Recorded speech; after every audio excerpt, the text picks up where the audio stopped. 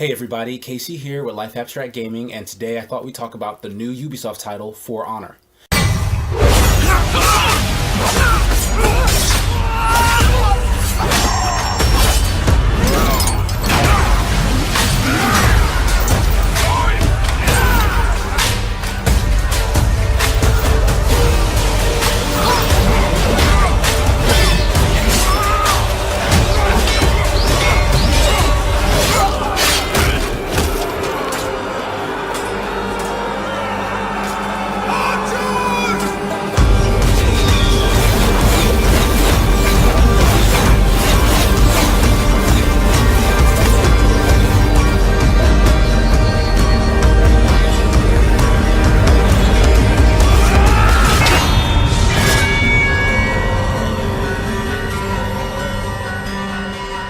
It's a third-person fighting game that pits knights, Vikings, and samurai against one another in a strange war for resources. It released a couple weeks back on Valentine's Day, no less, and got an open beta the weekend just before its release. I checked out the open beta because I'd been interested in For Honor's premise ever since its initial reveal way back in E3 2015.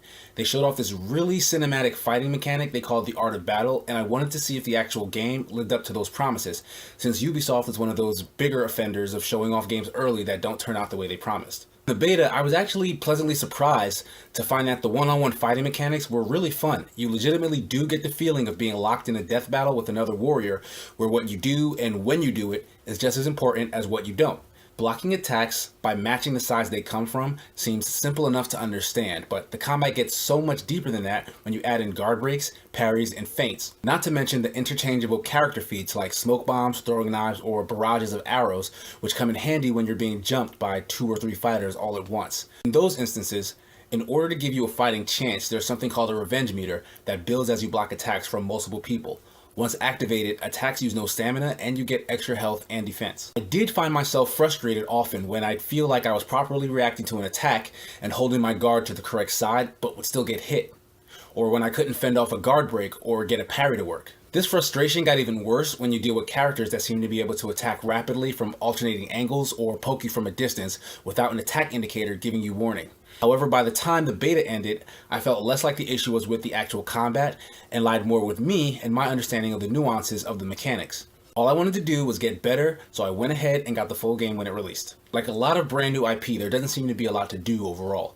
There is a story mode, but what that seems to be good for is giving you tips on playing all the different classes.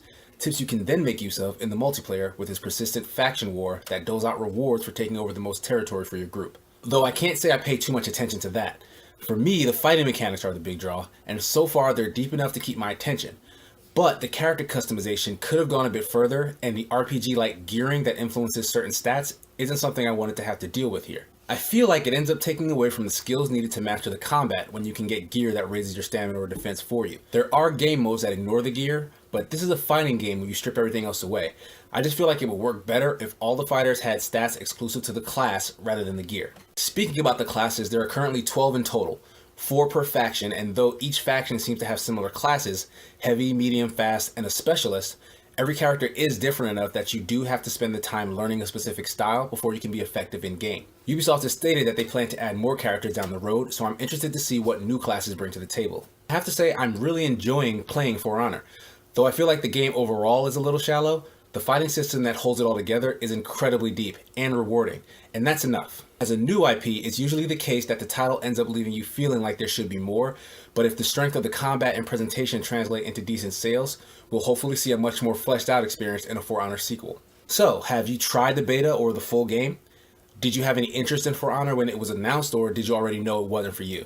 Do you plan on trying it now? Let us know. We're listening.